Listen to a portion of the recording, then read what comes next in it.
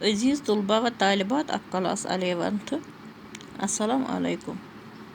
آج کا ہمارا موضوع ہے نصابی کتاب سے 11th کلاس کی جگر شاد عظیم آبادی کی غزلوں کے سوالات۔ پیج نمبر ہے یہ نصابی کتاب کا 136۔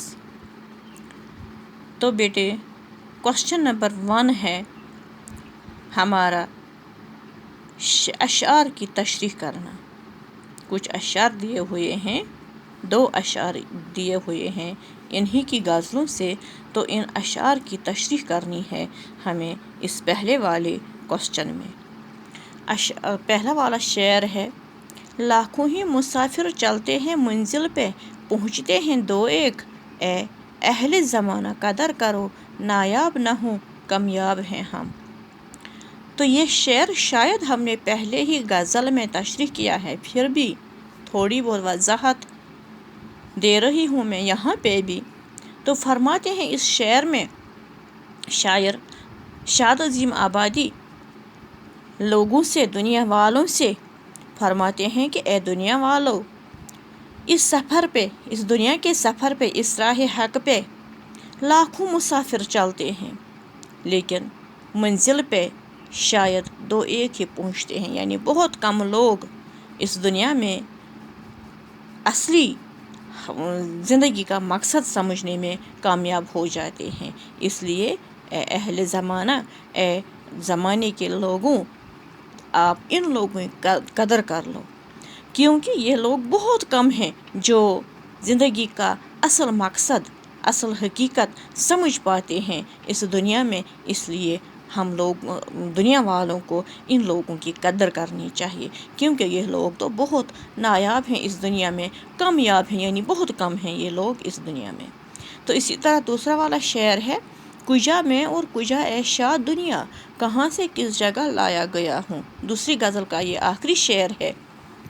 فرماتے ہیں اس شعر میں مقطع بھی ہے یہ غزل کا، تو فرماتے ہیں اس شعر میں شاد عظیم آبادی کہ کہاں میں اور کہاں اے شاد یہ دنیا، یعنی میری حیثیت کیا ہے اس دنیا کے مقابلے میں، ہم کس جگہ تھے۔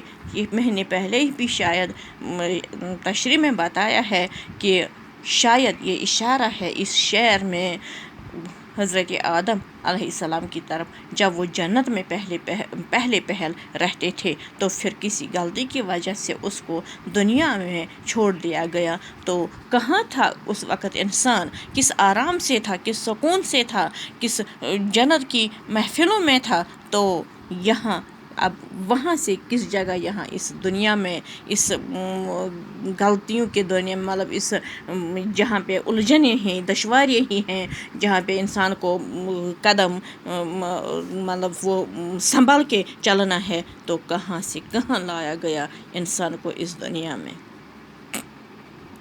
ہاں بیٹے، یہ تھی تشریح ان 2 اشعار کی۔ اس کے بعد ہے دوسرا والا کوشچن: درج ذیل لفظوں کو جملوں میں استعمال کیجیے۔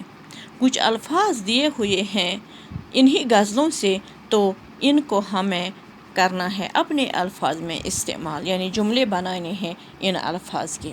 لفظ ہے پہلا والا نایاب، تو نایاب ہمیں معلوم ہے اس کے معنی ہیں، یعنی بہت کم ہونا، نایاب ہونا، بہت کم ہونا، دستیاب ہونا، بہت کم۔ تو اس کا ہم جملہ ہم اس طرح استعمال کرتے ہیں کہ خلوص اور ہمدردی اب لوگوں میں نایاب ہے۔ یہاں اب لوگوں میں وہ ہمدردی ہی نہیں رہی ہے جو پہلے پہل ہوتی تھی ایک دوسرے کے لیے۔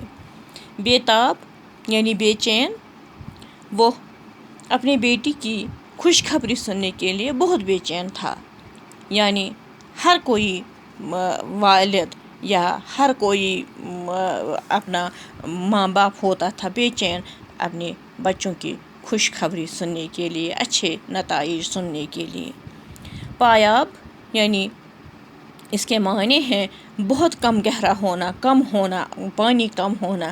تو یہاں پہ اس طرح ہم استعمال کرتے ہیں جملے میں کہ یہ دریا ہم آسانی سے پار کر سکتے ہیں کیونکہ یہ کامیاب ہیں، یعنی اس میں پانی بہت کم ہے، کیونکہ یہ پایاب ہے کامیاب نہیں پایاب ہے، کیونکہ یہ پایاب ہے یعنی اس میں پانی بہت کم ہے، اس لیے ہم اس کو آسانی سے پار کر سکتے ہیں۔ تو اس کے بعد ہے دوسرا والا لفظ کامیابی معنی ہوئے اس کے، یعنی بہت کم ہونا، جیسے نایاب کے معنی ہیں اسی طرح کامیابی یعنی بہت کم ہونا دنیا میں۔ تو اس کا جملہ ہم اس طرح استعمال کر سکتے ہیں کہ ایماندار لوگ اب دنیا میں بہت کامیاب ہیں، ایماندار لوگ اس دنیا میں بہت کامیاب ہیں۔ تو اس آخری والا لفظ ہے شاداب کا جملہ ہم اس طرح استعمال کر سکتے ہیں کہ ارض کشمیر شاداب و سرسبز ہے، یا ہماری وادی کشمیر